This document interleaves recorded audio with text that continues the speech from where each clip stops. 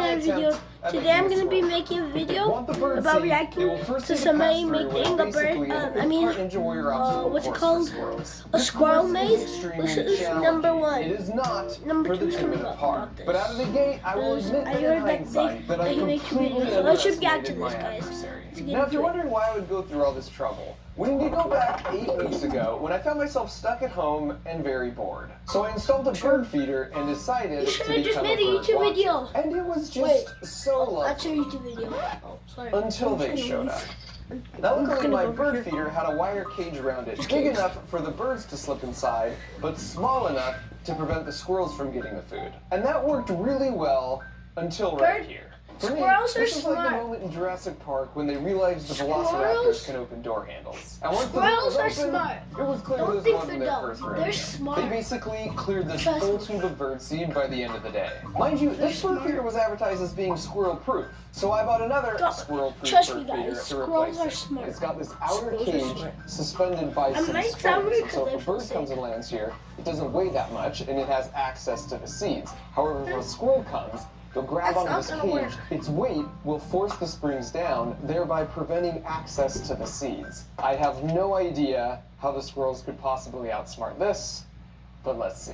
And this one They worked can stuck it exactly down. as intended. You can see the birds love They it, can but when the stuck squirrel it comes down. along, the cage shifts down and now all the seed ports are covered up. Every time they tried, it was the same results. Wait, what? However, the next morning, this guy manages to unclip the springs that hold the cage up, which Did he means the deliver cage this stays in the one? lower That's Milo. position where it blocks all the seed openings. This The one problem right with here, that is now Milo, I it can found get your taller. brother. But this bird feeder lid doesn't Oh hinge my open God, to give it's direct Milo's access. So he goes with a different tactic, Hey, Milo. where he now has access to all the bird seed he wants. And so I decided I would try one more bird feeder design. Okay. Wow. What you doing, Milo? It almost feels intentional at this point. Why This is one's it supposed to your work well body? because it's got this baffle, which is supposed to keep the squirrels from just coming straight down and getting to the seeds. And more importantly, there's no way for them to rip this off. We'll see. This one debuted to similar results. As he hangs by a few toes, this is when I really started to gain an appreciation for what they're What? capable of. It definitely seemed like this bird feeder was their favorite. Okay. Yeah, they're flexing on me for sure. And at this point, a plan was forming in my head. But just to be thorough, I moved the post away from the fence, and I can't say I was surprised when they just climbed it. Nor was I surprised to see they could shimmy up and down a small metal pole, or even a large one for that matter. And whether they could climb a certain pole material was a moot point anyways because of this. Look at this! These guys are basically freaking rodent-sized Simone Wait, Biles. what? And on some level, this is what it felt like when someone This stole a doesn't package from my porch that didn't belong to them, and I harnessed that indignation, spending a year designing the glitter bomb bait They're package, acrobatics. Hello. Hello. complete with special fragrances. If I could design a package to deter thieves, could I design a bird feeder to deter squirrels? And so after a couple weeks of brainstorming, designing, and building with my buddy John, we put it all together in this 20-second build montage.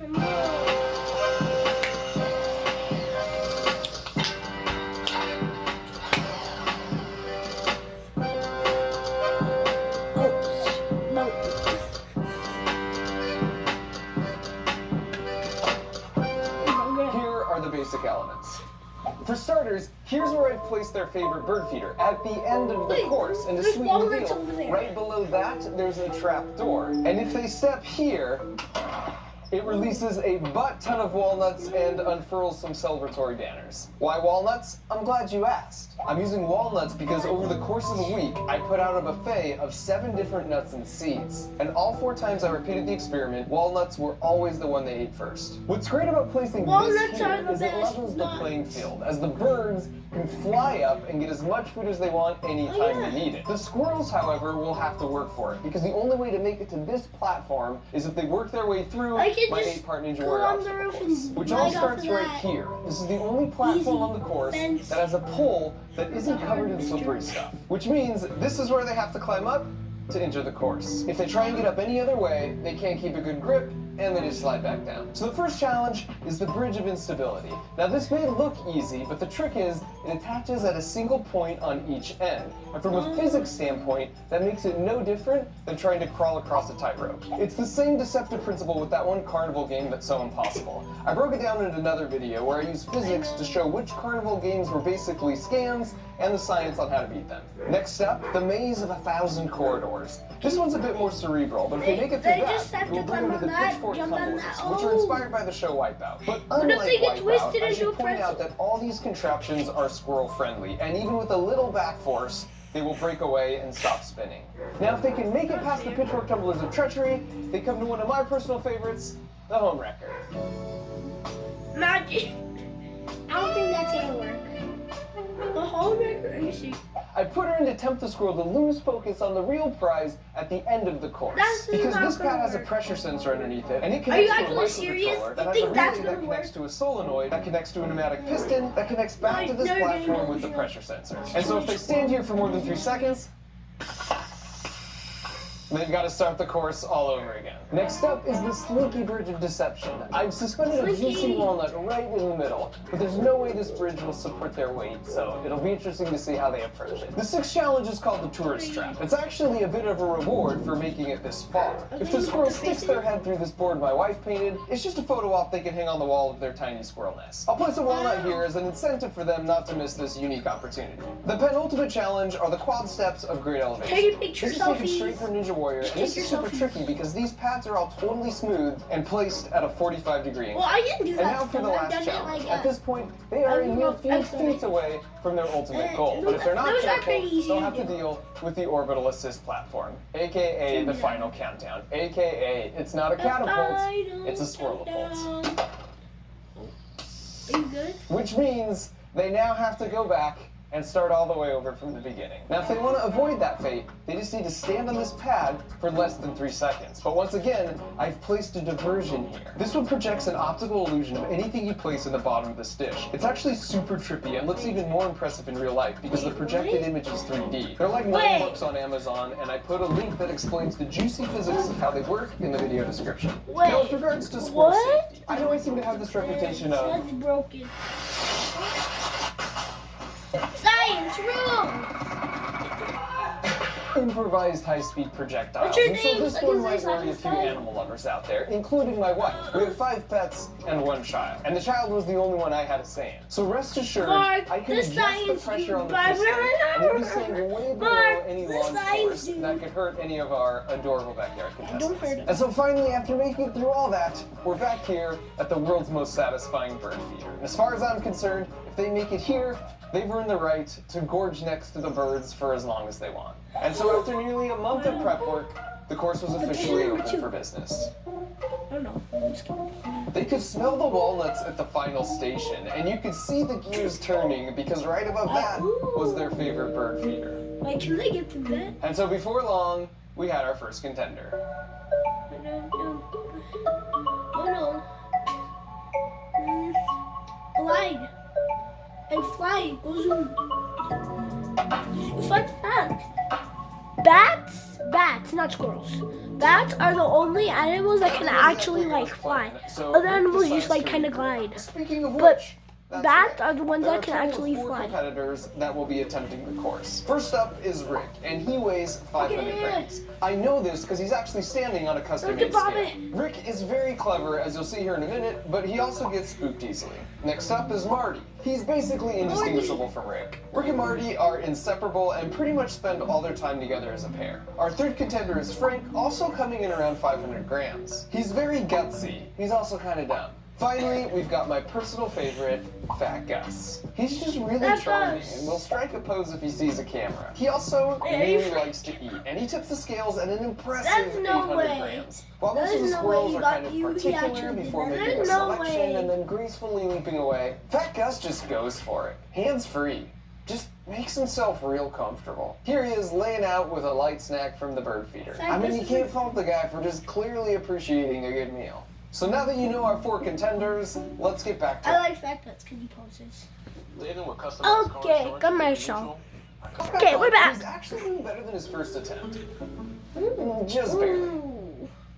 This is the best because he's like, okay, I got this. Never mind. Well, maybe I know, I definitely don't. And this was the exact moment I realized I just might be outmatched here. Oh, wait, what? Wait. Marty was watching Rick, and after a quick dip of his toes in the water, adopts his strategy right out of the gate. Oof, so close. But an excellent recovery. And Fat Gus, perhaps predictably, comes up a little short.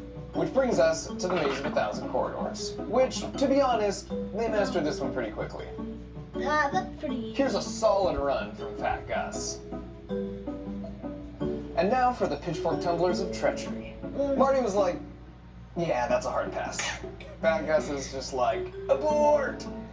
Frank is just like, nope. Then he's like, wait a second. Still nope. Then Marty flies in real hot over the top. Are you a He didn't make narrator? it through, but that's partial credit as far as I'm concerned. And then here's Fat Gus with my favorite attempt by far. Why? And then Frank shows no fear, which helps him pull wow. off this Good near job. flawless run. Frank. And finally, Good Smart job. Rick surgically weaves his way through, essentially untouched. And I should mention, the squirrels were most active from 6 to 10 a.m. So every morning, I've been getting up before the sunrise to start filming from in my house like one of those camouflage nature photographers. Only like a suburbanized version. I've also had a handful of streaming cameras rolling 24/7, which has allowed me to make such discoveries as we have the world's worst guard dog. Thanks for the help, pal. Now back to the home wrecker. You can see Rick is instinctively suspicious of this gold digger, and only for a brief moment puts his full weight on the platform. I told you he was smart. His buddy Marty, on the other hand...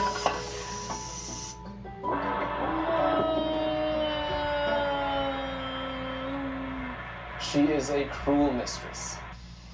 And because I know my wife is going to ask me, no, this will not hurt the squirrel for 2 reasons. Number 1, they are amazing like cats and always land on their feet. And 2, they themselves were jumping from this height all the time, and in some cases, much higher. In fact, squirrels are one of the few mammals that can survive a fall from any height because they make their terminal velocity so low. You can see it right here. They make their body as flat as possible, then put their tail back to increase drag. They basically become their own parachute. And then right before they land, they pull in and fully extend their arms and legs to act as shock-absorbing landing gear. This is so cool. Is that Now back to the inherited, course or where is even that smart behavioral Rick trait? eventually What lets is it? his guard down, which is exactly when she strikes.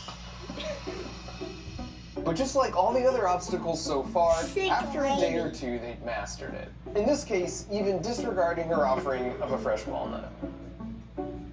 Now onto the Slinky Bridge of Deception, and this was the sleeper obstacle in my book. That is not a large gap, which they can easily jump, but having the Just jump Slinky it. there just threw them off somehow. You can see how much Frank is struggling here, and he's the brave one. Oh. And Rick only jumps when Marty shows up for emotional support. But like all the obstacles so far, after a day or two, they'd mastered it. Now onto our third to last obstacle, the tourist trap. And this one was just a freaking delight. A little peanut butter really did the trick here. Yes! Good job. That's good. That's good. That's good. That was a good idea. That was a good idea.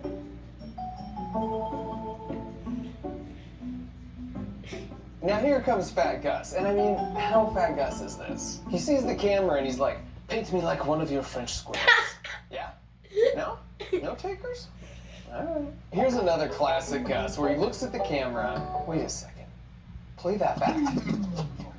And freeze. Zoom, enhance. What happened? Wait.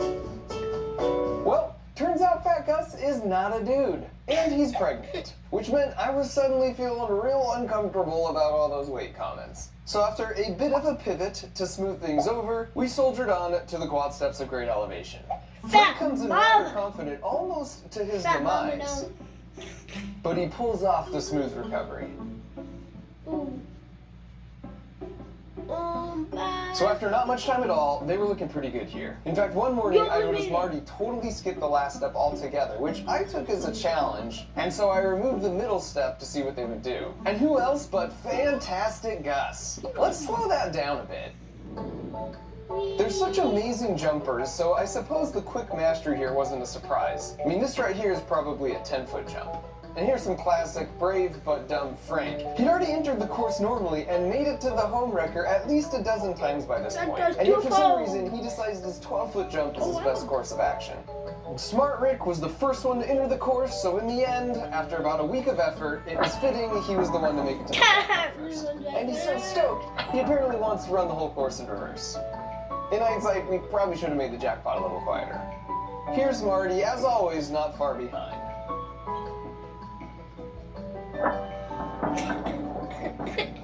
He's also a bit flighty, as you know, which worked against him here because down below Fantastic Gus, ever the opportunist, comes through with a real stroke of brilliance. But pretty soon Marty comes back like, I'm the one who kind of earned that. And then Fantastic Gus is like, you snoozy lose, sucker. And might I just say, Fantastic Gus, when you sit like that, you don't look an ounce over 700 grams. Eventually they learned that sound was a good thing, and they quickly returned for their reward before Fantastic Gus got any ideas. Wow, so here's a single camera shot of a full run, and by the end all of them could do the full course in less than 40 seconds. And while we're watching, you might be wondering what happened to the squirrel hood. Unfortunately, they didn't really fall for my illusion much, but I'm about to show you the 2 times they did. And as a promise to my wife, I turned the pressure to only 40% full power, so the acceleration the squirrel would feel is about half a G, which is 10 times less than a typical roller coaster. Additionally, I never turned on either the home wrecker trapdoor or the launch platform when I wasn't actively watching from inside my house, where I had a manual override button. Because as safe as it was, something about launching Fantastic Gus just didn't feel right. Now what you're about to see is going to look pretty chaotic, but when we check the slow-mo, amazingly, I'll show you how the squirrel is totally in control pretty much the whole time. Alright, now here's a second angle. Also, even if you don't trust my calculations, I can assure you that the squirrels did not care. In both launch cases, they were back up on the course in like 5 minutes. Wow. Here's the slow-mo, and see if you can spot the 2 critical things he does to make sure he lands feet down. Wow! Did you catch it? You should play him in the Olympics! The first critical moment is right here. He's already done the predictive math, and he's locked his head on the spot where he plans to land. And now his head will not lose that lock the whole way down.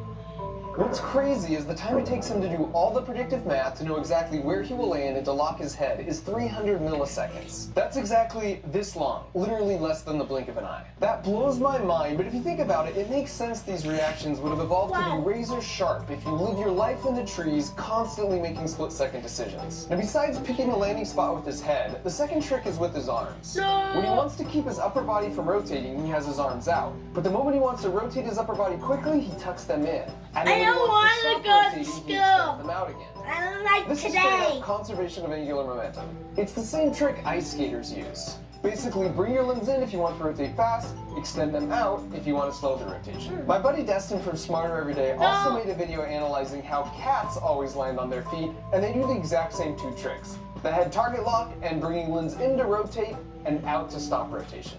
Here's the second launch. So this may look like pure luck in real time, but the slow-mo tells a different story. In that amount of time, he's already made a slight lateral push in that direction and locked his landing target with his head. We know from the previous clip he can rotate his body to any orientation, but he doesn't in this case because he sees his small push has already aligned him for the perfect landing. That's just so cool. And so after those 2 physics demonstrations, I disabled both the launcher and the home wrecker trapdoor and just let them enjoy the course in peace. As far as I was concerned, they had earned it. Plus, after spending a month together, we were sort of bros by this point. If they saw me coming out to work, they would certainly jump away, but then they'd just quickly be right back. And sadly, all good things must come to an end, and because I didn't want them to develop an unhealthy dependence on my handouts, after about a week of free reign, I took down the course. But in its place, I put up a specialized squirrel-sized picnic table. Every morning, this door opens to release just a few walnuts as a little treat to remind them of our good times together. Although I had to laugh that after all this, somehow I didn't anticipate on day 1, Frank would immediately try and figure out and partially succeed in finding a way to beat the system. Like everything else though, they quickly caught on, and now on some mornings I'll catch them just waiting for the daily ration, chilling patiently on the bench seat. That is everyone but Fantastic Gus. Don't ever change, buddy. When I started this 2-month-long adventure trying to bird watch, I had no idea I would enjoy squirrel watching so much more. It's also made me realize that even amongst the structures and pavement and power lines, how interesting nature can be in a single suburban backyard if you just really stop to look. Even the plants are amazing. I had no idea that as vines grow, they spin around looking for something to grab onto. I didn't anticipate the wide variety of animals that use fences as inner-yard highways to get around as a substitute for all the trees that existed before we got here. Even little interactions like this spider extending his life with this very timely leap into the unknown were just so delightful to see. But of all the animals, I can definitively say now that squirrels are my absolute favorite, and they're certainly a more formidable adversary than porch parrots. They're kind of adorable, incredibly crafty, curious by nature, athletic, and persistent. Turns out squirrels can live to be 20 years old, and so I like to think that someday, Fantastic Gus will bring his grand squirrels to the fence and regale them with tales of cowboys and courage and legendary walnut piles.